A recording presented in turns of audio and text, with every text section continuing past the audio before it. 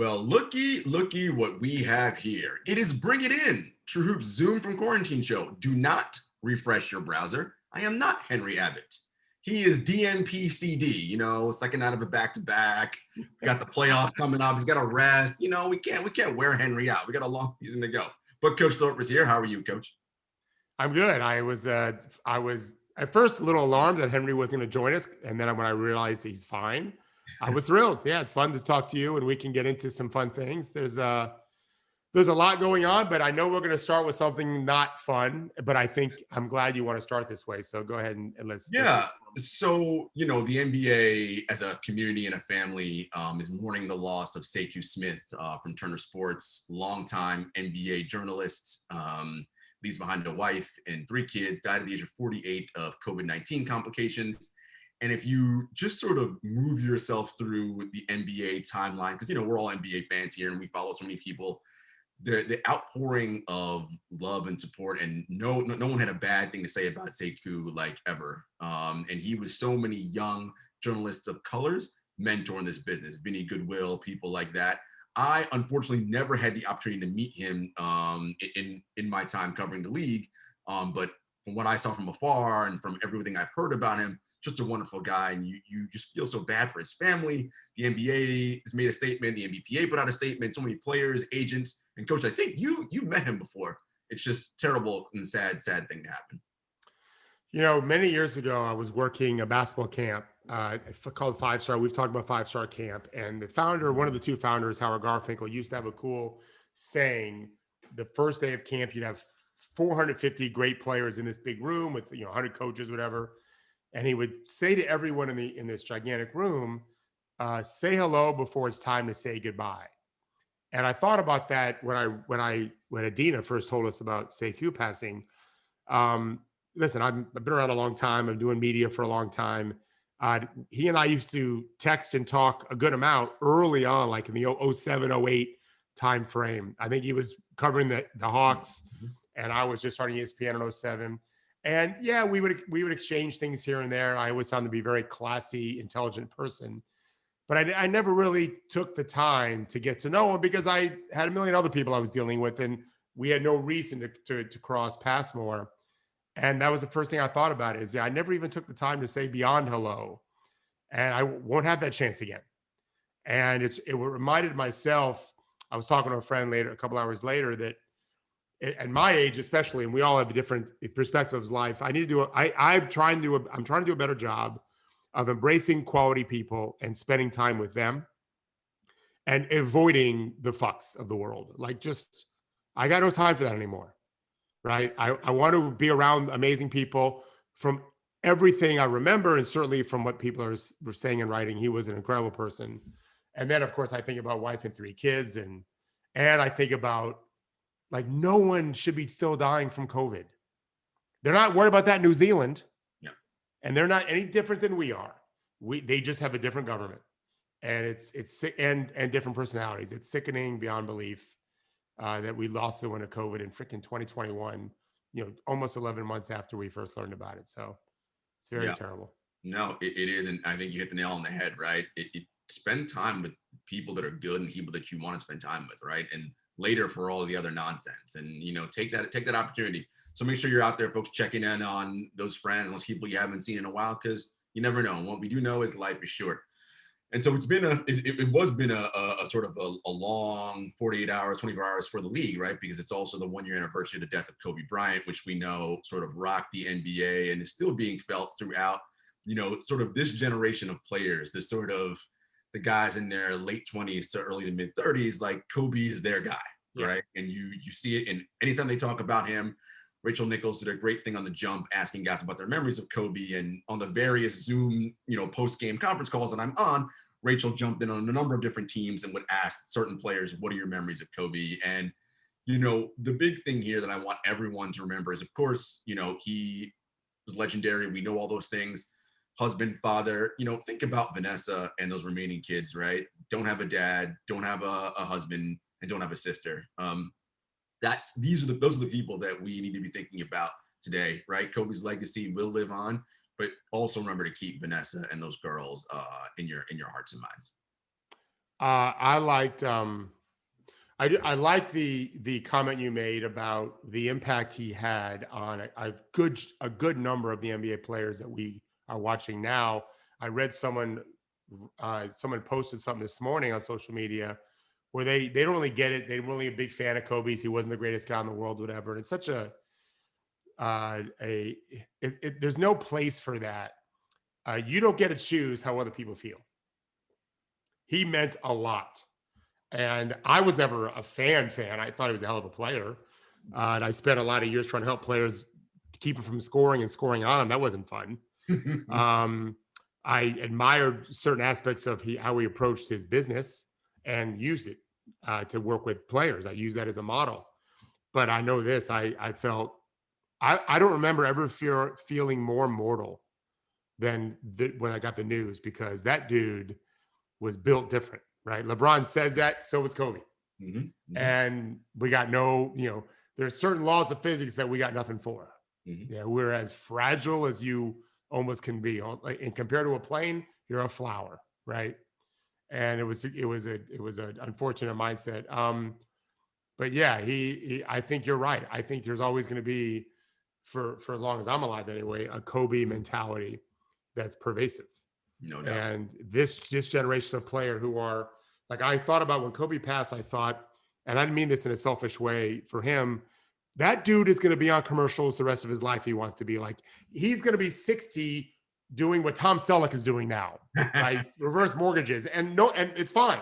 He has a big swath of society that really revered him. And that gives you privileges. He earned that, right? And what a great life he could have had. All the other things notwithstanding were obvious. And so this generation that looked up to him so much is not going to forget. No. Like, they're going to be referencing him, for a long, long time. And I hope that, just like we talked with Sekou, I hope even players understand that they are bigger, stronger, faster, for sure. They're genetic freaks and harder workers than most people, the average person, right? Fair to say. And in terms of on their body and their craft, but they're flowers. They're gentle flowers in the scope of what we deal with in the world. They need to appreciate what they have while they have it. That is what connects us all, right? We're all human at the end of the day. Yeah. Shout out to Magnum PI. Look at you doing the Tom Selleck reference in there. I never watched that show one time, but I saw my friends a few times. I've seen him in some movies. Mr. Baseball is a really good movie where he's in Japan. But he's always, when I'm watching my news stations, he's always hawking reverse mortgages during the day. Selleck had quite a mustache. He had quite the mustache, man. But whatever he had, it seemed to be working for him. All the girls I knew liked him plenty. Yeah, I recommend Mr. Baseball if you haven't seen it. Absolutely. Fantastic. Get into some on the court NBA stuff. I know there was a tweet that I put out that you wanted to talk about. Jude, you want to pull that up? So it looks like Amanda Gorman, the National Poet Laureate, will be part of the Super Bowl pregame festivities. And I said, quote tweeted that and said, "You see, ...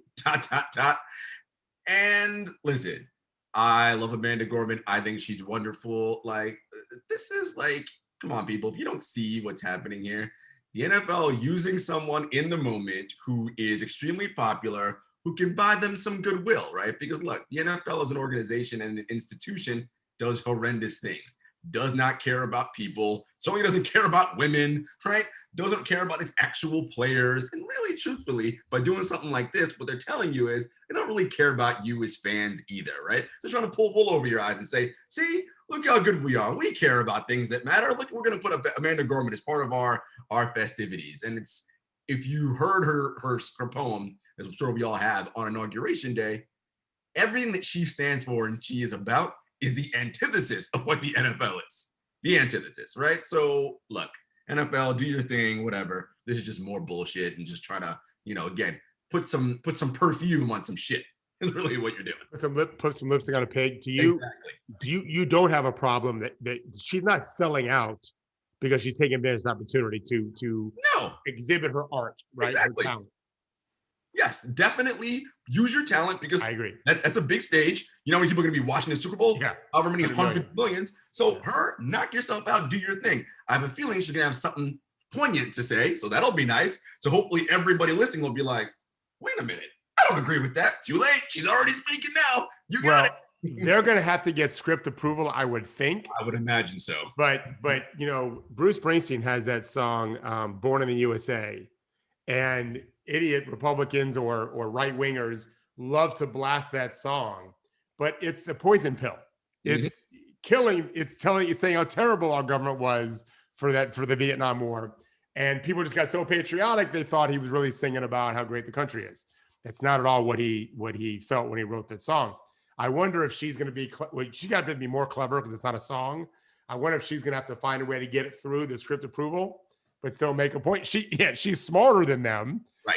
So she very well may be able to. I also read, I think I saw that she also signed a modeling contract, which is great.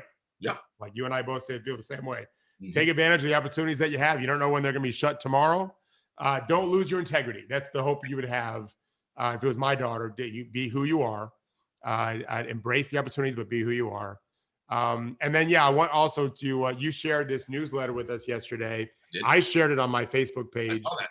Yeah. It's riveting. I also went back and read his New Yorker article. I think I had read it when it first came out.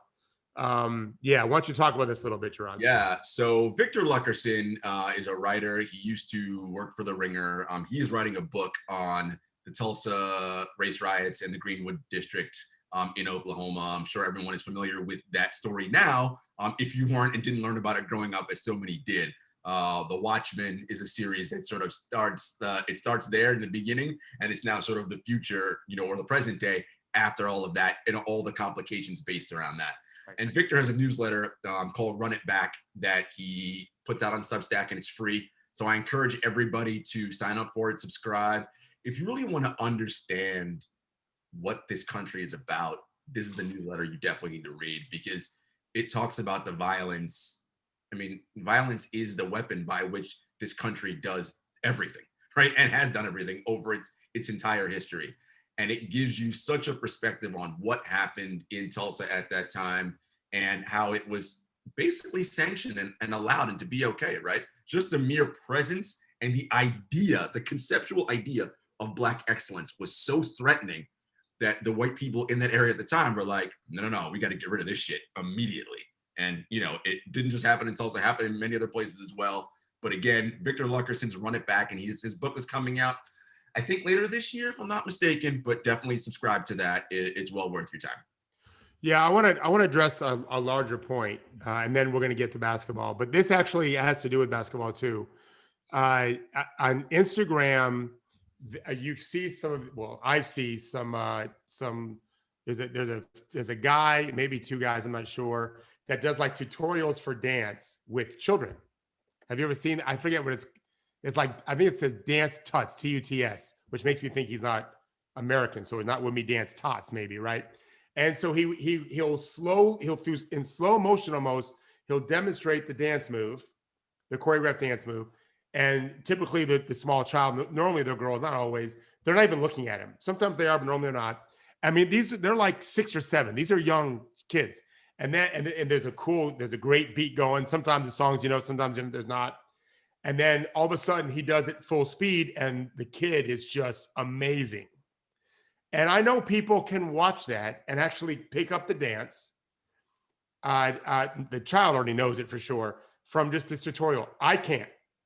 I enjoy looking at it. It's mesmerizing to me. It keeps my brain sometimes clear. I just discovered a couple of days ago, but it made me think that when it comes to basketball, I can do all of that, right? I just told you today, give me a list of things you want to talk about. Give me 20 minutes.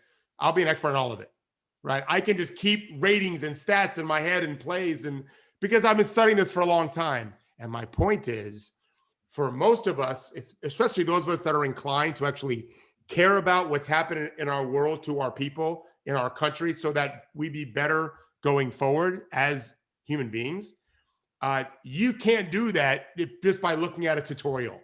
You've got to immerse yourself into that knowledge and be barely able to keep your head above water. And so when I first was studying the Tulsa Massacre, I was able to kind of grab hold on some things, because I've been studying this stuff most of my life and yet never saw about this, but I know about plenty of other stuff. Like I had paid attention. I've been coaching black kids for a long time, and it was incumbent upon me to understand their story, right? So for anyone listening or watching, and you feel like it's just too much, well, yeah, it's too much because you're not exposed to any of it. So this to me this newsletter is a great thread, I think, or into that world. There's many threads you can take. This is one of them, where if you could also just be friends with Jarod and engage with Jarod and people like Dean and all the ones we're talking to on Bring It In. There's other ways to do it, but if you want to learn more about it, well, then just start learning. And all of a sudden, you'll be able to grab all these other references that you never saw before. Like I do in basketball, I promise you, I see things you'll never see because I've been watching this stuff for so long. I've already spent an hour and a half watching game film today. I was up till 1 watching stuff last night. This is what I do. So very little gets by me. This is more important stuff, this stuff we're talking about here. So immerse yourself in it. Read some books, read some articles, see The Watchmen, which is science fiction, but it's based in a pretty cool and a horrible reality, right? The cool part was how well they were doing before the massacre, right? And then the horror took in. So I subscribed immediately and put it on my Facebook to 3,000 whatever people, and can't wait to continue to on this journey with him because I know enough to know that I want to know a lot more. Yeah, and I appreciate that, Coach. And it's for everyone out there, as Coach mentioned, find your thread. If your thing is I like television shows, okay, look at The Watchmen, look at Lovecraft Country. Watch these, whatever your medium is, jump in there. The newsletter is called Run It Back, Greg, and it is by Victor Luckerson. Judy, you want to post that up one more time for everybody to see it? It's, again, a fantastic newsletter. The book about the Tulsa race riots and the Greenwood Historical District is going to come out, I believe, later this year. But here it is. And this is the latest issue of the newsletter called What the White Folks Know. And it's about what he's talking about in this particular newsletter is it's interesting how this major event happened, yet we have no one around who has stories about what the hell happened, right? I mean, besides the victims and the victim's family. Only what they've heard. Right. Only I've heard this, but no one knows anyone that actually was doing the murdering and the rioting. Right. They just heard about it.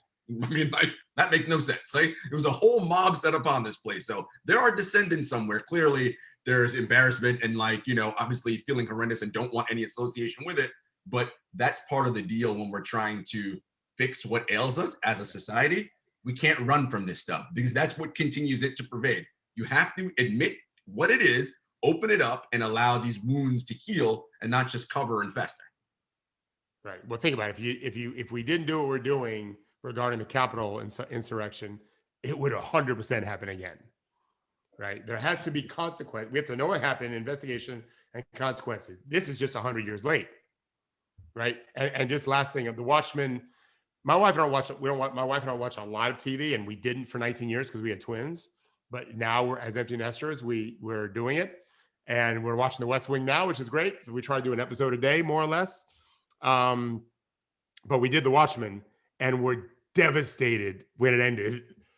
Yeah. And even more devastated than not doing season 2. And I don't care. I watched Game of Thrones, and if you had cut the mid-season, I wouldn't have cared.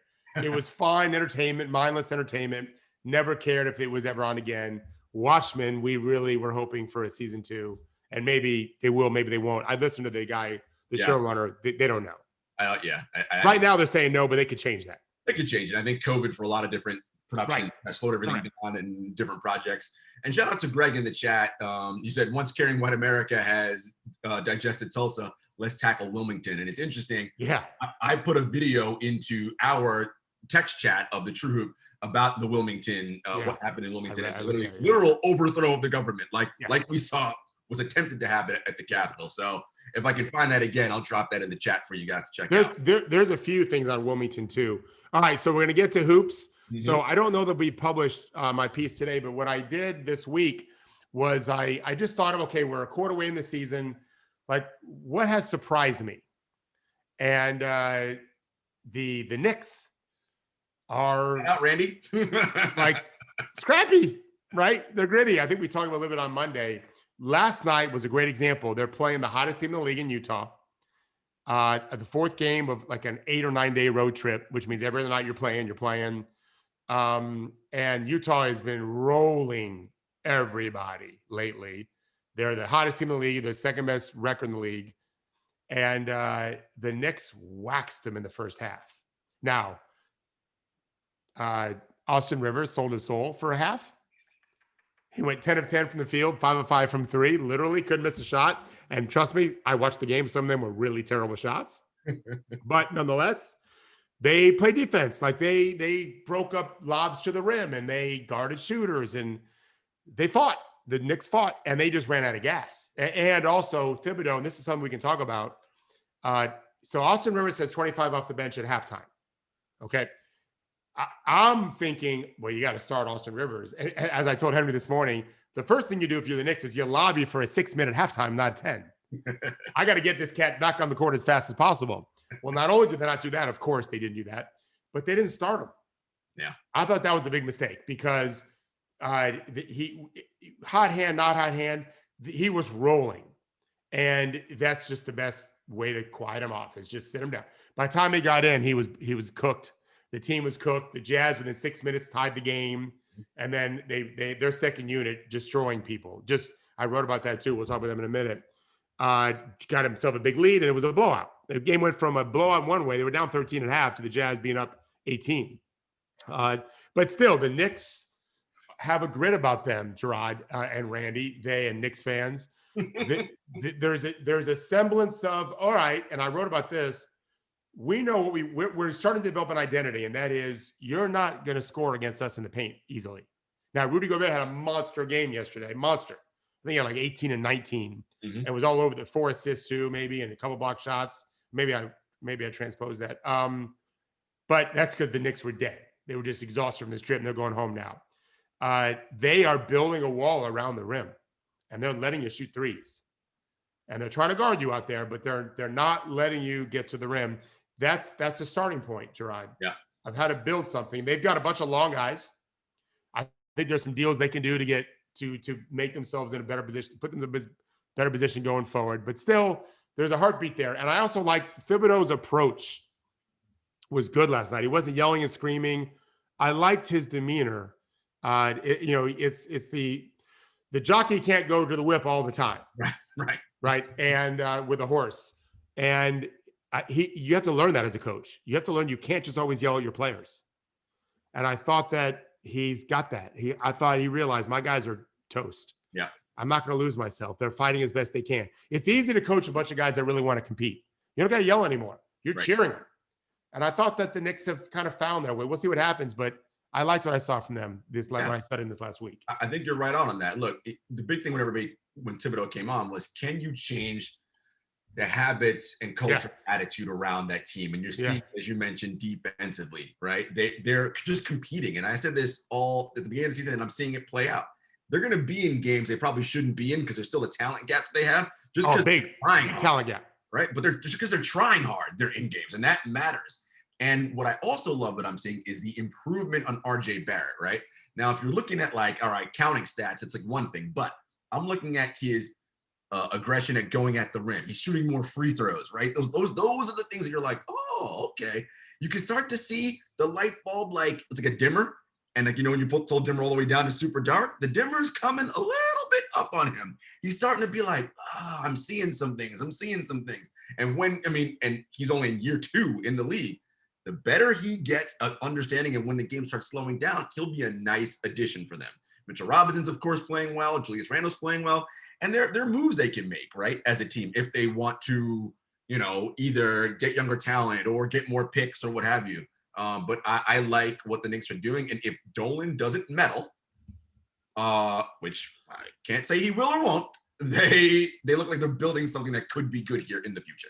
I don't know much about owners meddling unless I know the owner. I don't really read much about it. So people always say that in New York. I don't know much of the story. I know Henry's told me some things over the years, as have all my New York friends. But I don't know if any of their players now, although Emmanuel quickly looks pretty good. Mm-hmm. I don't know who's going to be around. They've got a lot of picks, and it's the Knicks. Like, they are Madison Square Garden. You should be able to use cap space, which they have the most in the league now, at bringing some other guys in. It's easier to attract them, like you said, when you're in games, when you're competitive all the time.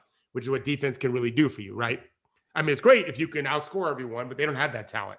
This is their only way to be competitive, is to play great defense. And they're a top 10 defensive team now. So we'll see if that continues. I think he can get more out of this group. Mitchell Robinson, to me, still takes a lot of plays off. He's very talented. I agree with you on Barrett totally. He seems like just a good dude to play with. We're going to talk about Jaylen Brown later. There's some of that similarity between those two. And this guy quickly can really go. There are some moves they can make because they can take, because of their cap space, they can accommodate another trade deal with two other teams, take on money, get a pick or two out of it. I'm sure they're going to do this.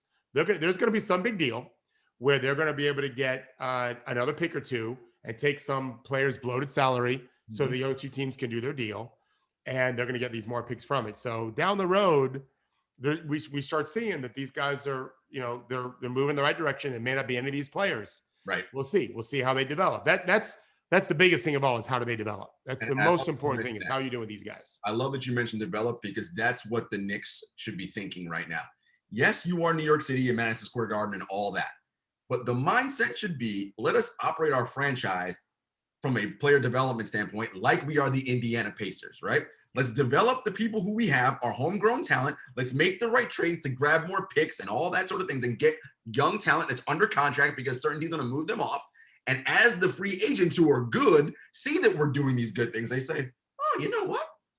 I think I'm going to give the Knicks a meeting. And then good things start happening for you. But it's, you got to crawl before you walk here, people. So let's. Exactly right. So anyway, another surprise as they played last night is the Jazz. The surprise is not that they're good. The surprise is that they're elite right now. Normally the Jazz start playing defense later in the season, but they added Derek Favors in the offseason. And what that has done is they end up last year, their backup was Tony Bradley, who's no longer there. And he wasn't any good. And may one day be good. He's from the area here, but wasn't good last year. Favors can play with the first group and not piss them off. Right. They didn't want to play Tony Bradley. So now you can play Rudy some with their second group, which is Joe Ingles, solid playmaking player, slow as molasses, but solid.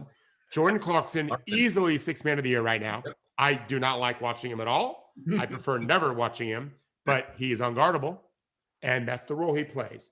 And they have George Niang, who doesn't look like a 3-and-D guy, but he is. He plays great D. He's shooting 40% in January from three. He couldn't make a three in December in whatever, 6-7 shots. And they're wrecking people. They did the same thing last year. Conley, Gobert, and those three destroying people. And last night they won the game for their team. In this first half and the second half, both, that group surged. Yeah. And that's why they won. So that's interesting. Conley's playing career year. Well, there may not be an all-star game. We'll talk about this today. But if there was, I have a hard time believing he wouldn't be on it. He's excellent. And he's been amazing. The challenge for him last year was, remember, he came from Memphis where he played his whole career playing one style, right? He played with two bigs, and he was a dominant ball handler. Well, he had to play off down, and that takes you a while to kind of get adjusted to what that means. Right. Utah right now, number 3 in defensive rating, number 6 in offensive rating. Yeah. They're playing outstanding basketball. And they did something, Jarod, and I mentioned this before, maybe on the air, but certainly in an article. In fact, I think Quinn Snyder's now talked about this. They made a decision during the pandemic break to just chuck a bunch of threes. Yes. I'm saying that in a funny way, folksy way. They're not chucking them, they're shooting them, because their GM, Dennis Lindsay, loaded the team up with shooters. And guess what? They're now, I think, second or third in the league in shots attempted from three, and number 2 in percentage. Like, the Rockets have always been the team that chucks the most threes, but the middle of the pack it makes.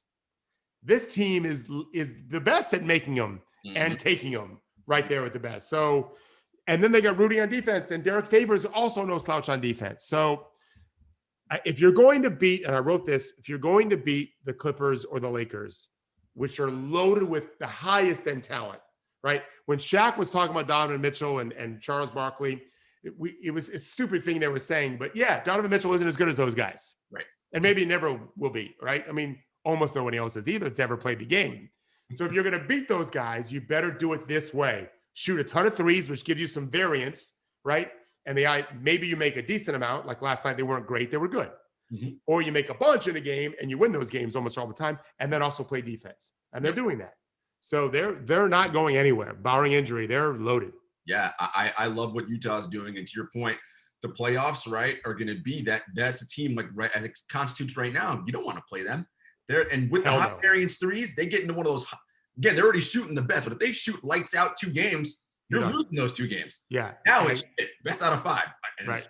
And Donovan as a slasher and Gobert as a rim runner on pick and roll and in transition, those are layups and dunks.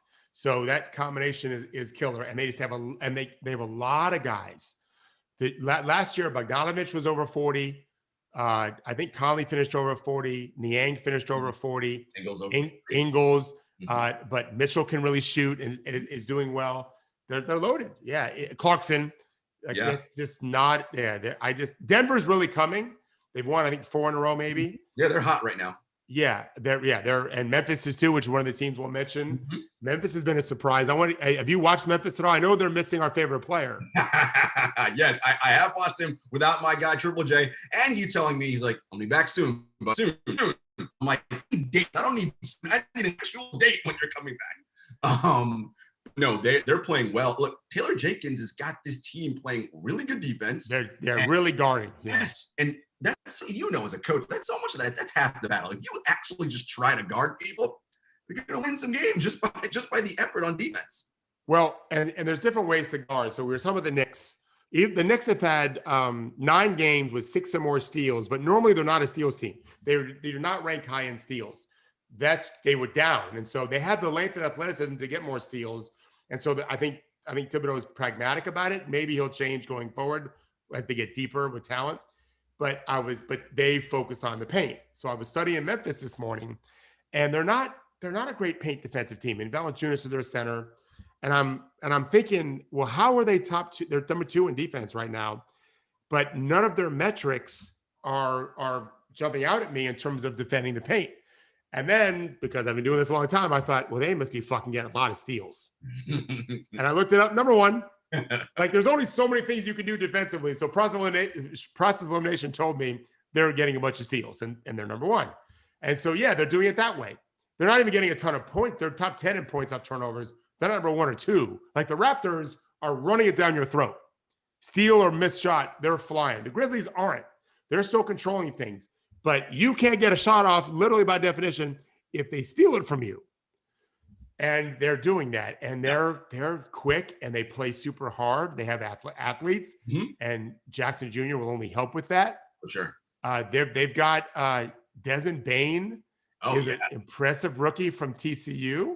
They got some guys, man. After Jaren Jackson Jr. and Brandon Clark and John Morant. Yep. Like, yeah, they're if you're looking at down the road, people are thinking the Pelicans and OKC have all these picks. Pelicans don't sleep on Memphis. Exactly. So Greg asked, Jarod, did you fall in love with Trip J that night he hit the game-winning 3 at Barclays his rookie year? I was at that game, so I'm projecting. I was covering that game as well, and I interviewed him before the game, and that was his career high at the time. He hit that game winner. Of course, after the game, I said, Jay, the reason why you had your best game is because you talked to me pregame. And that's sort of where our connection started his rookie year. And so we've been in contact ever since. He's a very, very nice kid. Great parents. His mom actually is the head of the Women's Players Association. But yeah. I didn't know that. Oh, yeah. Yeah. So I'm a big fan. I was not a fan for that reason. I was a fan because he reminded me of Tim Duncan with the 3-point shot. Yeah, just the way he moves at angles. Remember, Tim Duncan played 4 years of college. This guy played 1. So he's in year 3. Exactly. Compared to what Duncan was still in college. Give him time. Exactly. I think he can. I literally, people are going to think I'm stupid now, and you'll hear why in a second. Well, maybe you already know why. But on this particular reason why people think I'm stupid is I thought he could be the best player in this draft. We agreed on that. I'm with you. And then Luka has done what Luka's done. Yeah, but I'm not shying away from this guy being Duncan 2.0. And then we'll have 2 amazing players from the class. I'm not shying away either, because I think obviously Jackson's ceiling defensively is far higher than what Luka's is defensively. Yeah, for sure. So that would tip the scale for me. Luka is. I was watching tape on him this morning. I mean, And he's starting to shoot a little better now. I'm like, uh-oh. What makes, and I want to get to a few of the surprises, but what makes Luka so good, beyond all the more obvious ones, it's a mentality of he's like Godzilla. Like Godzilla's not sweating the cars and the trucks and the buildings. He's Godzilla. He's not sweating monsters either, although he fights King Kong in a movie coming up and he might lose. But Luka on the court looks like he knows he's scoring on anybody. And he's always thinking about scoring. He's got a Westbrook mentality. He doesn't look like Westbrook. He doesn't play like Westbrook in terms of the athleticism is not there. But the mentality is no motherfucker can guard me. And so what happens is you have to dig in. He's 6'7". He's a big guard. You have to send resources because he's going to bully anyone he's going up against. And then he'll make the pass to somebody else. But he's weaponized all the time. And that's hard to deal with. And that's not going anywhere. He's not going to get timid. We often talk about fit and how smart was him going to where Carlisle is, right? I mean, if he went to Sacramento, like, Jesus, who knows what the hell would happen in that dumpster fire. But it's so right. They would fuck it up. Yeah, I think he'd be fine. They'd fuck it up. I mean, if they didn't, great. It'd be the first time they fucked up in a long time. But they've been fucking things up for 20 years now. Pretty close, right? Pretty damn close to 20 years, 16 years at least. So, man. Yeah. I want to talk about Houston briefly because they're also surprising. Playing a lot better than I thought they would after losing Harden, obviously. But I think what we've seen from John Wall is it was like 2 years off, 24 months, right? That 2 years off of the Achilles kind of helped them out a lot, right? Because he's looking pretty good. And Christian Wood, hello, revelation, most improved player. Those guys are, and Silas, I think once the Harden thing was to cloud over that team, right? Yeah, for sure. Once he was gone, those guys are like, all right, everyone here wants to be here. Silas can actually coach them, put in his plan, and you're starting to see these dudes like give a crap and play hard. And I like what Houston's doing. I don't think they're, going to be some great, contender, but they're better than I thought they'd be at this point. Well, this is a credit to Coach Silas. They're playing defense too. They're number 6, I think, in defense. They at least on NBA.com, they care. And Wall cares. Now, I watched Wall on tape this morning. He isn't the athlete he was. We expected that. I don't know that he won't get it there. Maybe he won't, right? Probably he won't, but maybe he will. But he's not there now, but he's trying. I was disappointed watching. DeMarcus Cousins had a monster game 2 games ago, 28-17. He was just okay last night, mostly just shooting threes. I think it took, 7 or 8 threes and maybe 3 twos, which worries me. And at the rim, he can't jump 3 inches, worse than before. He's sapped. Yeah. That doesn't mean if he gets in better shape, loses weight, maybe he'll jump a little bit better. And Golden State, when he was there that 1 year, he got better as the year went on. So there's hope for that. But they're trying. Eric Gordon's playing better. I don't know what they're going to do. I don't know what their identity is going to be. PJ Tucker's better off somewhere else. Eric Gordon, who's playing better, but his salary might mean he's not going to go anywhere unless you buy him out. And I don't know what year the contract is. But still, coaching is working because they play with care. And then the other thing we want to talk about that I wanted to mention is, like, do you know who's leading the East? No, people don't realize that. The Sixers. They're leading the East, and their lineup. They've got a couple of lineups, including the starting lineup with Embiid and Simmons, is killing it. Yeah. And so even though Simmons isn't playing great, collectively they are. And Embiid's amazing. He is. If we talked MVPs, he's in the running to me. For sure. I give it credit to Daryl and Doc. They're doing a good job. Embiid is at 68% true shooting right now, which is insane. That's a joke. And he's averaging 1.18 points per possession. I mean, he's literally scoring or going to the free throw line every time he has the ball. And look, when they're doing that there's nothing you can do because he's a matchup nightmare. You got to send help. And he's an adept passer at passing out of the double team. The other piece, while Simmons isn't scoring, and this is what I love about Doc as a coach. Of course, Doc, if you talk to him one-on-one and no media around, he's like, of course I want him to fucking shoot the ball more. But that's not what he's saying out in the media. No, Ben's doing all these great things. Look at him in the fourth quarter taking over because he knows that's what Ben's hearing, right? And so Ben then is like, yeah, Doc gives a shit about me. He thinks I'm doing well, whatever, right? And coaches, all the psychological mind games you have to play even with the best athletes in the world, because we all need that, different way to get through to us. And he's doing defensively, he's playing amazing as ever. And we're going to get to a clip later on about that. But in that second game against Boston, I guess it was last Friday, I mean, he took that game over in the fourth quarter. not just on defense, on offense as well, right? Made 3 stops in a row, steal, came down and scored, drove to the paint. I mean, I was like, this guy, when they're doing that, and when they have Steph Curry and Danny Green hitting shots on the outside, Philly's going to be a problem. And I've said it, they were always, to me, last year when I picked them to go to the finals, I always said they were going to beat Milwaukee because I'm like, they got plenty of size to deal with Giannis. And then I was like, well, you take your pick with Middleton versus everybody else you got. And I like that even more this year. I agree. I think that Embiid gives them a feeling, hey, we can accomplish anything. So it makes a difference. Giannis does that. LeBron has always done that with terrible Cavs teams. And you have a swagger when maybe you shouldn't have it. Maybe the Sixers should or shouldn't. I don't know. With Embiid, they definitely should. Doc brings some charisma to it too. What he's doing is what any parent and coach should do. Like, we're supposed to love our people, right? And you should love Ben Simmons. He's very talented. They have a lineup with Simmons, I think Simmons, Harris, who's doing really well, Embiid, and Milton. And I don't remember if Tabua might be the last one that's like the best in the league.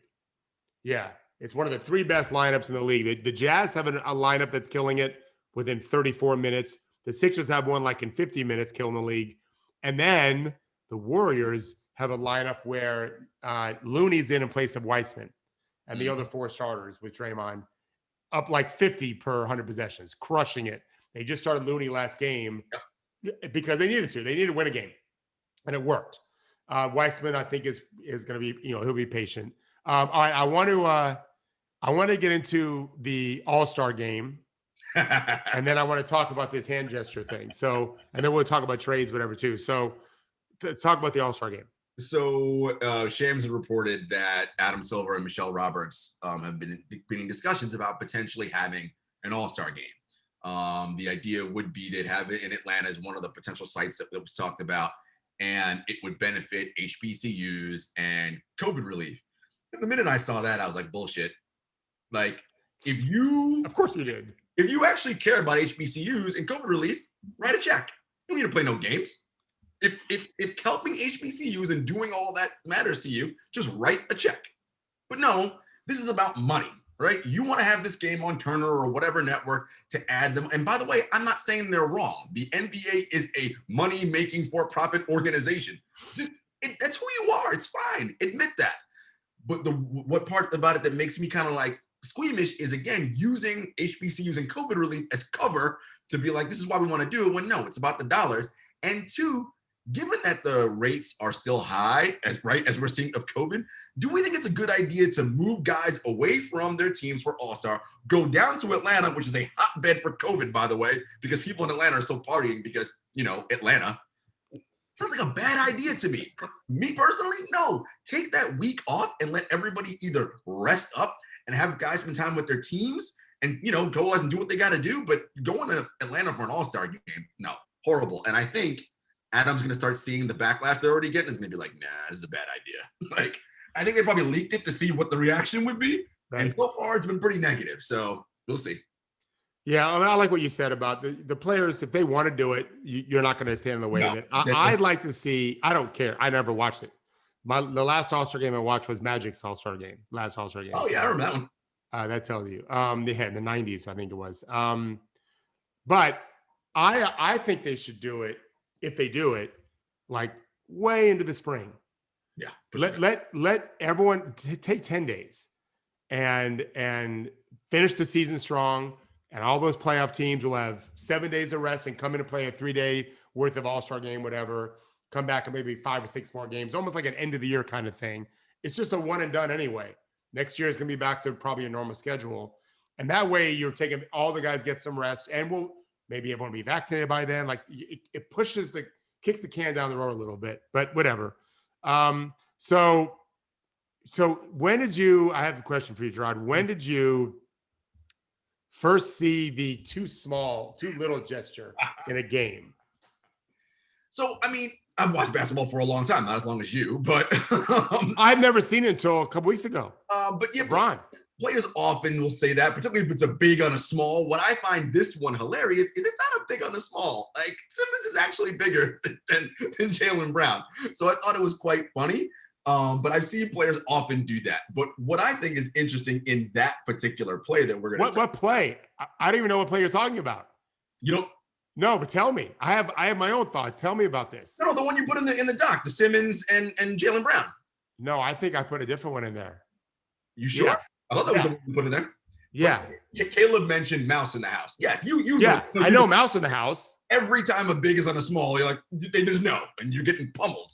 But I never saw, like, I saw LeBron score late to clinch a game. He scored on not someone that small. Maybe it might have been Luka. It was like 6'7". It wasn't, but LeBron, they're all small. And then he put his hand down, right? Yeah. And he was doing it to the other team's bench. And I thought he was saying, "Hey, curb, right? Chill. I got this. I'm in charge." No, he was saying he's too little. I don't even care so much when LeBron does. It's almost like cute. He's like, he could be a grandfather for crying out loud. But Judy, you can show this YouTube clip. It's a bunch of great big on little buckets. And watch Lonzo Ball here. Watch Lonzo here. So he's going against Pat Bev, Bulldog Bev. Watch what he does here. Too little. Just real slight. Doesn't do it a lot. Little. Like if you showed the rest of these clips, Judy, you don't have to. It's a bunch of dunks on guys, and then they just get back and play defense. I know I'm old school that way. There he is. He does a little too little. Like, fuck you. Come on now. And you do it to Pat Bev. So think about this. Think about this, Jarod. What did LeBron say is the reason why he went absolutely crazy when he scored 46? Oh, he said that the Cavs front office guy was cheering a little bit too much for that missed shot that I made at the end of the third quarter. Right. You let the sleeping dog lie. You don't kick the bear. Whatever you want to say. These are the best athletes in basketball in the world. Why would you want to insult them even more after you've already dunked on them? Just get back and play defense, please. I don't want to piss them off anymore. That's how I feel. That is one of my favorite things about elite athletes, right? Because just like us, they still need little things to motivate them, right? For whatever reason. Everyone knows the Last Dance documentary series where Jordan was like, and I took that personally, right? Like he took everything personally, right? And Steph Curry said that when he had that great game a couple of weeks ago. I heard the chatter, and Steph didn't want to say it, but then he said, he was like, I took that personally. Like, of course they take things personally because you have to have a tremendous amount of ego and pride. First of all, to make the NBA, number one. And number two, to be number one in the league, number two, number three, you think you're pretty fucking good, and you are. So if someone's talking shit, you're like, well, wait a minute. Don't you know who I am? I have to remind you. Let me go ahead and do this really quick. And I love it. Trash talking, and it's one of my favorite parts of the game because it's entertainment. And I love that part of the psychology of the back and forth. A guy like Pat Bev, right? Who knows Kevin Durant's going to kill him in a playoff series, still talking shit. And then Durant's like, all right, enough of this nonsense. But that won't stop Bev from doing it the next time, right? That's his whole game. That, to me, I love it. But the play that I was talking about, if it wasn't the doc, maybe you took it out. It was Jaylen Brown on Ben Simmons. And it was the first game of that back-to-back they had. And Jaylen went through a series of moves, probably 2 or 3, a cross, step back, pull through, and he hit a jump shot over Simmons. It was contested, and he walked back and did the too small thing. And I thought that was funny. Like, well, because Ben isn't small, 1. 2, it took 3 moves for you to get away from him, right? Like, he's a really good defender. And it made me think about Jaylen Brown, obviously, and that's what I want to talk about now. Yeah. His evolution as an offensive player. We always knew the defense was there and all that. But, like, I mean, you look at some of the advanced numbers, he might be better than Tatum. Like, he's really, really good. He can shoot it. He can drive to the rim. He can pass. I mean, he's doing it all. I love Jaylen Brown. Really like Jaylen Brown's game. So let me tell you a funny story about Jaylen Brown.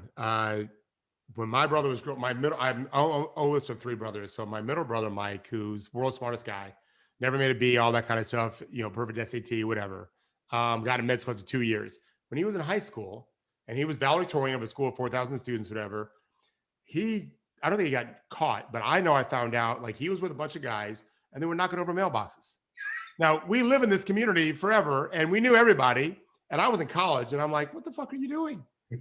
And I know why. He was this captain of the basketball team, president of NHS and Spanish Honor Society. But his biggest fear was you'd think he was a bookworm. So he was an idiot with his dumbass basketball friends, all guys that we grew up with, knocking over a couple of mailboxes, whatever.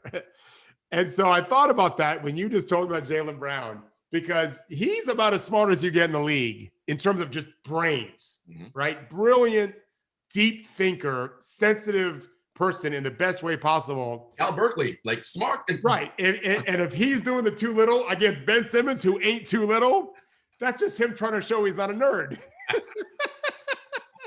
That's what I was thinking of is no, there's a time to do that, which to me is never, but let's agree that you're right. And that there is a time to talk a little shit, although to me that's a little different.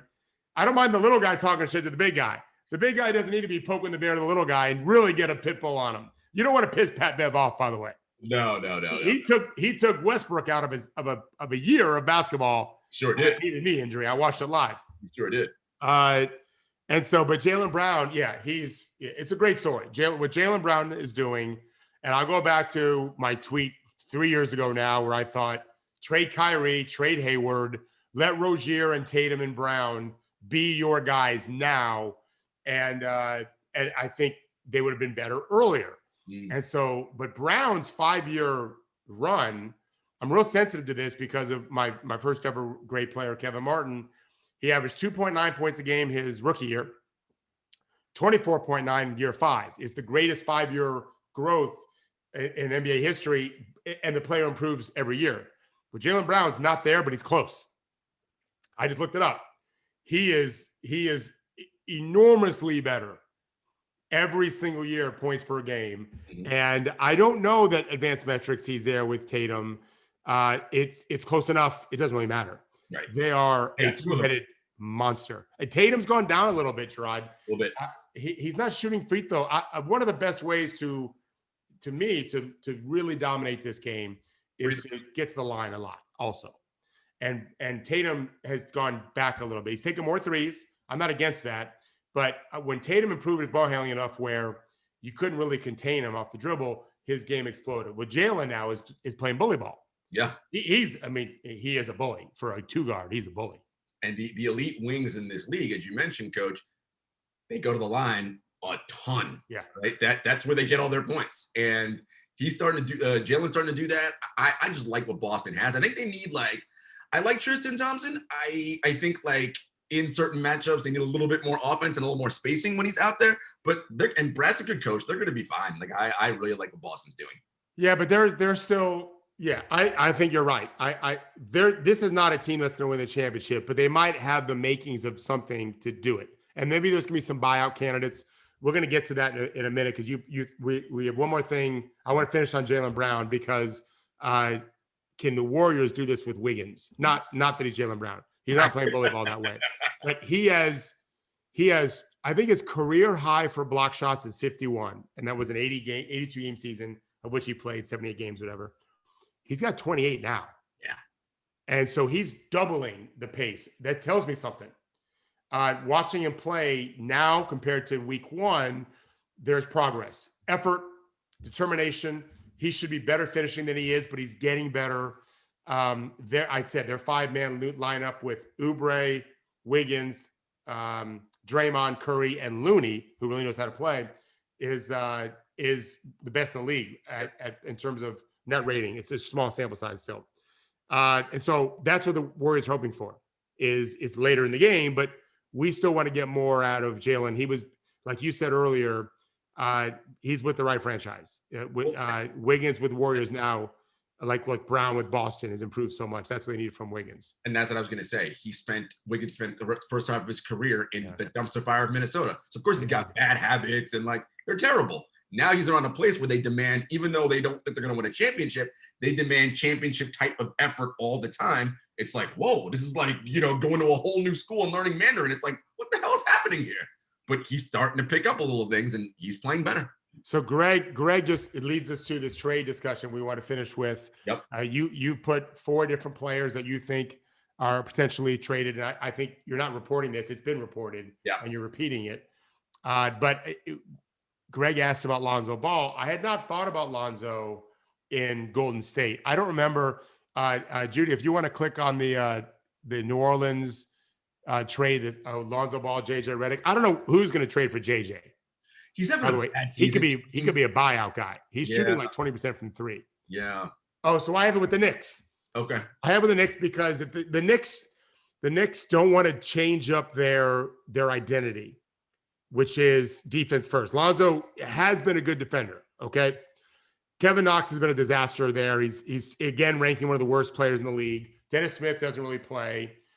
You could throw a second round pick, and Lonzo is a free agent, but it's not a terrible thing for your culture to have, especially if you get him for the right deal, a pass first defensive minded guy like Lonzo. Yeah. You may not want to do it for different reasons. I'm not suggesting I would do it. It's just throwing it out there. Golden State, I would not do it if I was Golden State. I would not trade Oubre. Oubre was very good for Phoenix last year. I think that he can be. I think they can get him to play better. What do you think about Beal, Jarod? That's the story. He's the number one guy, right? Yeah. Hashtag free Bradley Beal. I mean, of course, Golden State would love. No, but where? Not Golden State. Where do you think would be a place that would make sense for what they're going to have to give back to? Like what? Because I don't think Golden State. They shouldn't trade Weissman. So I think here's a team that would work well with him, but you'd have to give up your young talent and a pick. Imagine Bradley Beal on the Nuggets. Yeah, that's what I have in here. So then you have to give up Porter Jr. for sure. Yeah.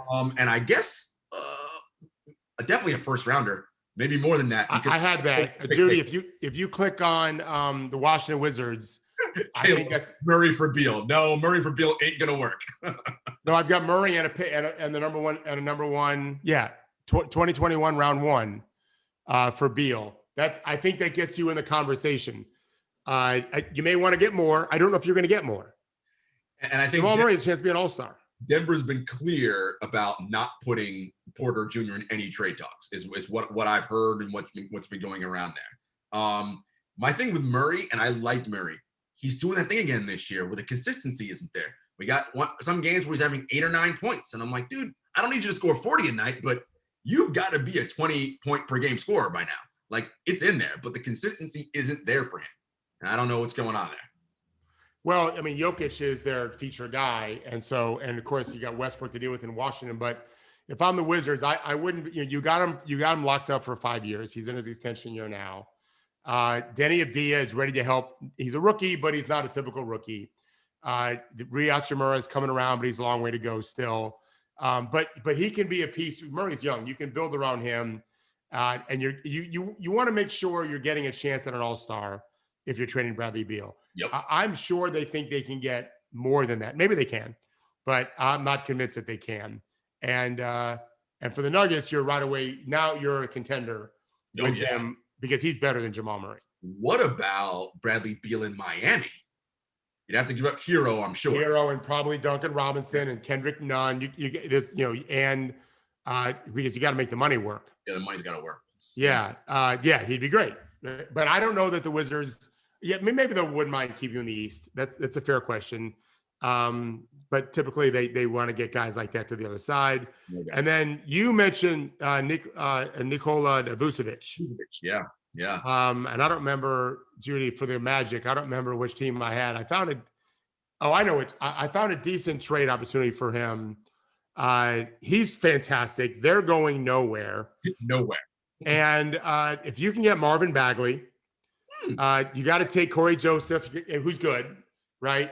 Orlando needs another point guard. They've got Cole Anthony because they've lost Fultz, and then you get a second rounder. I don't know. Matt Bagley's not working out in Sacramento. He does have a lot of talent. He does. And then the Kings are maybe not a playoff team yet, but they don't want to just be terrible. They got De'Aaron Fox. They're afraid De'Aaron Fox is going to say in a year, guys, I'm out of here. Yeah. And you bring in Vucevic, and you're suddenly much, much better. He's the best player on the team. That's true. And then you have Bagley going to Orlando where he's more on timeline with those younger guys that they have, right? Isaac comes back from injury. I don't know what they're doing with Mo Bamba, Cole Anthony. So they might have something fun going on down in. And you trade Aaron Gordon for another, more young players, and you just kind of start over. That's what you would do. That would the idea would be anyway. Well, before legal gets over here and kicks us off, we are out of here. Thank you, everybody, for joining us as always. Coach, thank you. This has been great.